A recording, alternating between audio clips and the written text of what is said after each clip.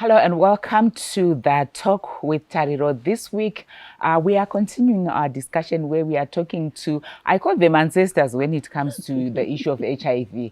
You know, women who have lived with HIV for these years and they've done it so well, living positively. When they're walking, you can't tell they're HIV positive. And really are encouraging most of us. And on the program this week, we have Gumisa Ibonzo. She is the director of Transmart Trust.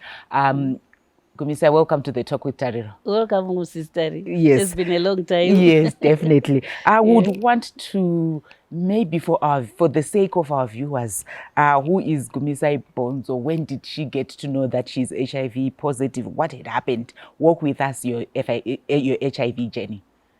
Good evening, viewers. My name is Gumisa Ibonzo. Maybe I would like to say I'm a mother of 4. Most of the time, this is how I introduce myself. I'm a mother of 4, a grandmother of 5, and I've been living with HIV for the past 20. This year will be my 21. I will be 21 years living with HIV. I first come to know about my status in 1998. But was put on cotrimoxazole those days. And then I started ARVs in 2008, I think. The journey has not been easy, of course. So I'm the director of an organization called Transmart Trust, and I'm also the founder member of an organization which was working with HIV positive inmates. Yeah, that's the story that I want. Yes. That one. Yes. Called Zimbabwe Mighty Women of Hope Support Organization. So when I went to Transmart Trust, I left it with a woman who was once in prison and also living with HIV. So she's the one who is running the Zimbabwe Mighty Women. We now. want your story, your prison story and HIV. What prompted you to then have this organization that focuses on women who've been to prison or inmates who are living with HIV? Okay, so Tari, when I went to prison, I was HIV positive and I was also on TB treatment. Yeah. So the situation that I found at Chikurubi Female Prison where I was made me to think, when I go out, what are these women going to do? Because some were serving 12 years, some were serving 6 years, and I was only there for a short time. But for that short time, which when I was there, I started, for me, it's all about HIV. I started talking about my status. You know, people in prison, they don't open up because of fear of stigma and discrimination. Yes, there is a lot of stigma and discrimination in prison when you open up. So sometimes you find people even not sharing the same things with you, the same clothes. For myself, I had to have my own plate, my own cup, my own spoon. When was that? That was in 2012. And we still had that kind of stigma. Yes, there is. But when you go there, you will not find it. But if you are inside, then you get to know what is really happening. So that made me want to go back after I finished serving my sentence to say, I'm going to go back and offer some services like counseling, like going there with donations, and also trying to take the inmates out of prison, like for activities. Like we started an initiative where they would make baskets and bags, and then we could sell at conferences like Haifa, and there was Sanganai.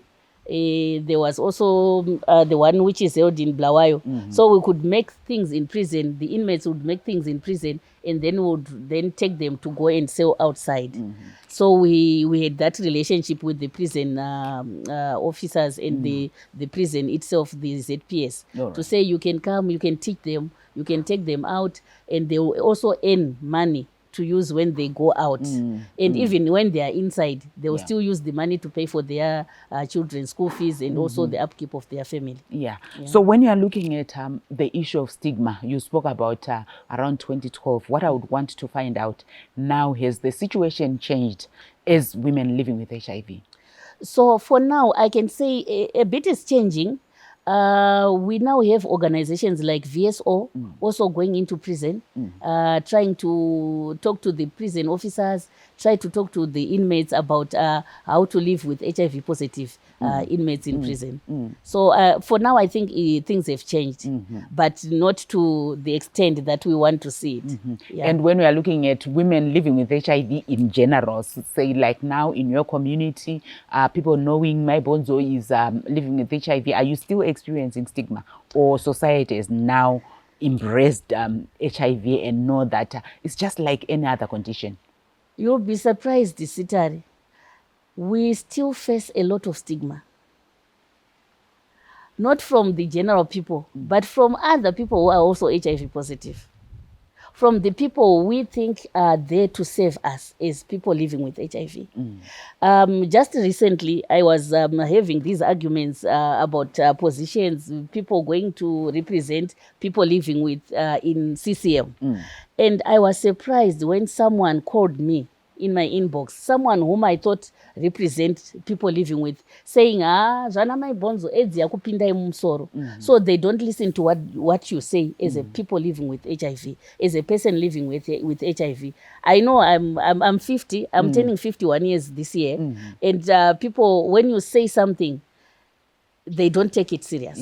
Like, vane 20 years vachinwa mapiritsi vangataurechi, something like that. I was so hurt. I was so hurt to hear people whom I think are there for us talking about that. So what do you think the other general population will be saying? But for me, I think my pillar of strength is my children. My children knows about my status. I talk openly about my status. And each time I go through a stressful situation, I go to my children, sit down with them, I talk to them, and they comfort me, and life goes on. Because one thing which I have come to realize is HIV does not kill us, AIDS does not kill us, but it's the stressful situations which kill us. So I try by all means to avoid that. We'll continue with our discussion after the break.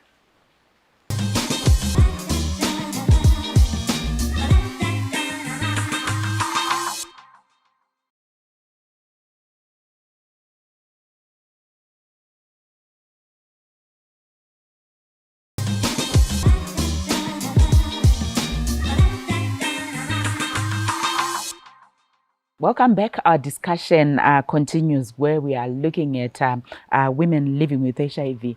Gumise, I would want to now find out your journey on treatment. How has it been? Taking your ARVs, how smooth has it been? Any challenges that you have encountered? Okay, so like I said, Sitari, I started taking ARVs in I think it was 2008. After taking cotrimoxazole, I was put on Stalanev. And when Stalanev was being phased out, I was also having some side effect with Stalanev, and we were switched on to Tenolam E. And I've been on Tenolam E up to this year in December. This year in January, when we were switched on to DTG, the new drug that was introduced. Because Tenolam E, they are saying they are going to phase it out. But from January to, when I was taking Tenolam E, I didn't have any effects which was stressing me. But from January to up to now, I started experiencing some challenges with the new drug. My viral load is fine. I'm undetectable. But I was having this, this uneven distribution of fat at the back, on my neck.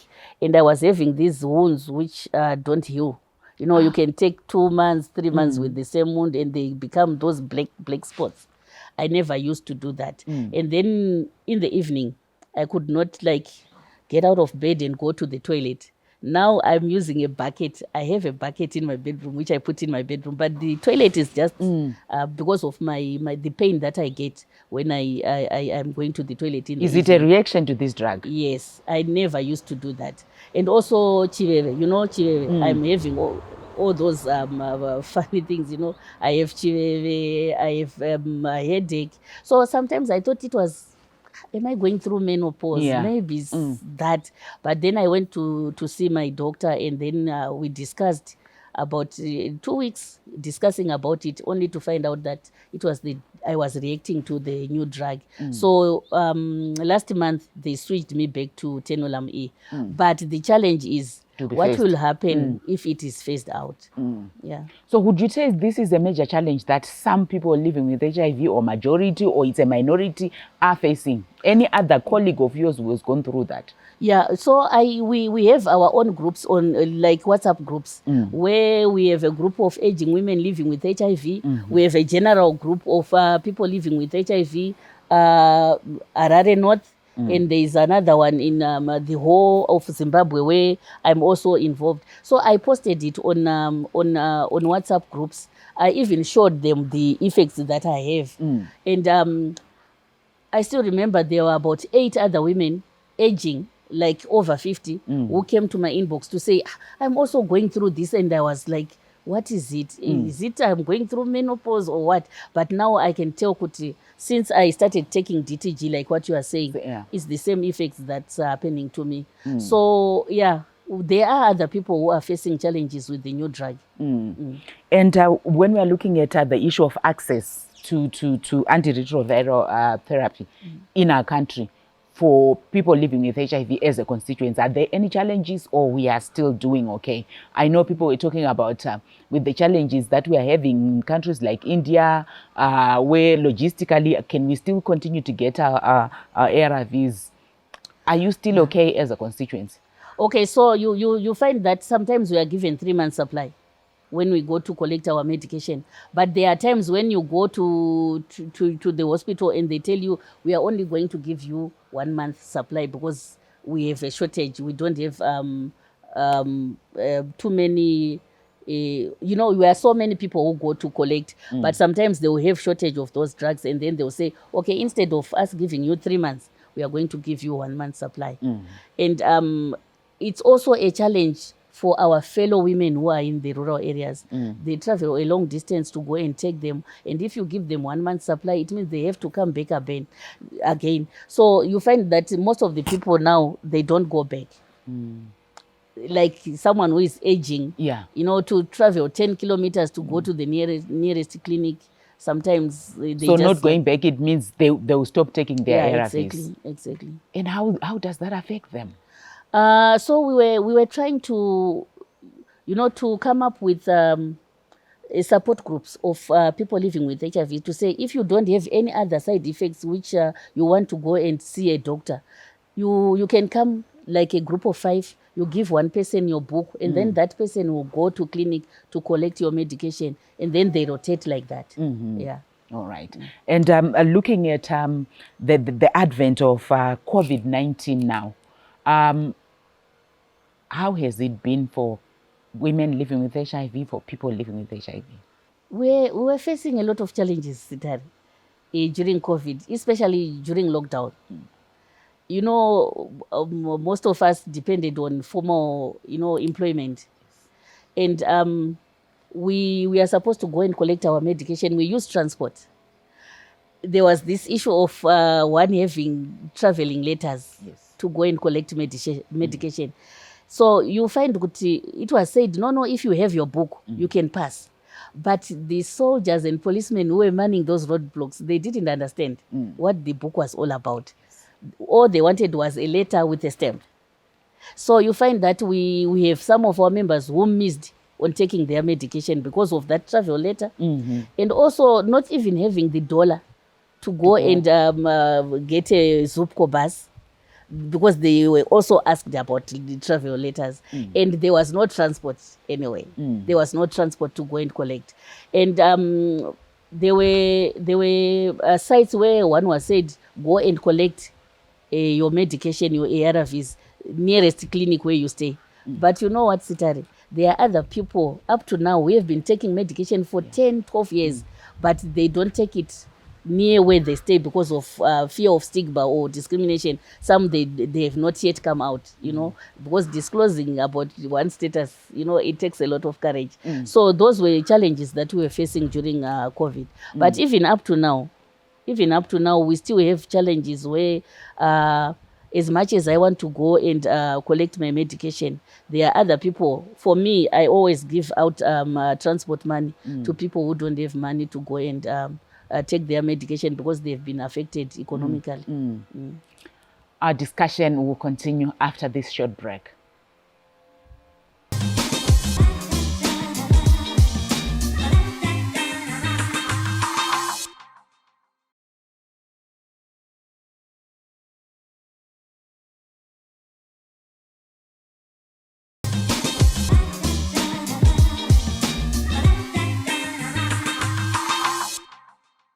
Welcome back. Our discussion continues.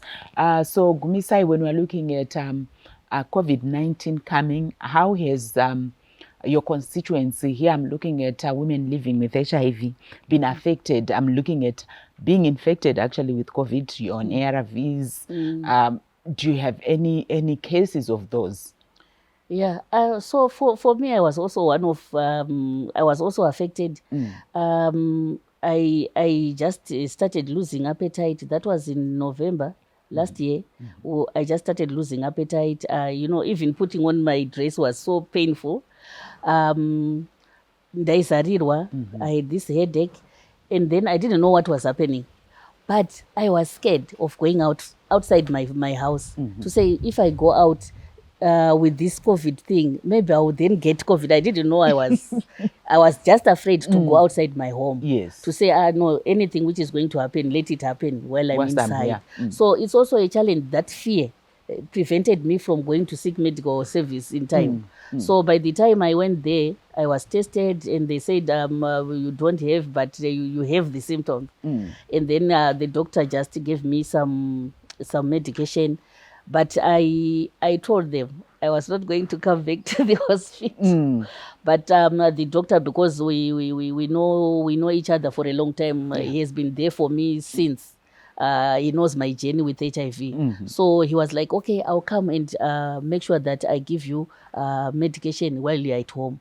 So the doctor used to come home to look after me, but that was me. Yeah. There are other women who out there who are like, okay, they are so scared to go out. Yes. Even up to now. Yeah. There are others who are still so scared to go out to say, I'm not feeling well, let me go and seek health services. Like last week when we were having discussions with the other older women who are living with HIV, I still remember one person saying, with my condition, because she's having a problem with her back. So she was like, if I go out and then I meet people at the clinic Yes. who are infected with COVID. And yet they don't know what will happen to me. My immune system is, you know, I've been on medication for 25 years. Yes. And my system, I just know my system is no longer like that strong. Mm. So it's this fear which is among the women aging with HIV. I would like to put it that way. Yes. We are so much afraid. We have this fear, and when we try to talk about it, no one is listening. And are they being vaccinated? Because I'm actually seeing, from what you are saying, why I call your grouping almost like the ancestors, because you've been there from when HIV started, Yeah. really, and walked the journey. Yeah. And it's this group that we are saying now, aging women, maybe aging men as well, Yeah. with HIV. And oftentimes we tend to ignore that particular group, because from what you are saying, I think the needs now are actually different from the younger population. Exactly. For me, I always encourage my vazukuru, my children, to go and get vaccinated. But for me, I don't want to lie. I haven't gone for the vaccine yet. I have so much fear, like I'm saying. You know, when, like I told you, I was having this, you know, I was not breathing properly. And when I switched on to DTG, I didn't go for those kidney tests, heart, and all those other tests. I didn't go through it. And now I'm like, okay, if I go and take this vaccine, I don't know how my kidneys are going to take it. I don't know how my heart. Have you consulted your doctor though? I have. And my doctor was saying, no, you can do it. But I was like, no, I know myself. I know my body. This time I'm not feeling well. And I'm really scared about taking the vaccine. But also, we are not getting enough information on the vaccine. You know, there are a lot of information coming out from everywhere. I try to follow the WHO, the UNAIDS information that we get. But still, You're still scared. I'm still scared. And we are not getting that encouragement as aging women living with HIV to say, we know you are looking at your age, you are looking at where you have come from with taking medication. You have been on Stalanef, you have been on Tenolam E, you have been on DTG, now you are switched on to back to Tenolam E. What will happen if you take the vaccine? We also need that information. You know, we are older generation. Sometimes the way I understand these things is not how the younger generation understands it, you know, so that is where we are missing. Yeah.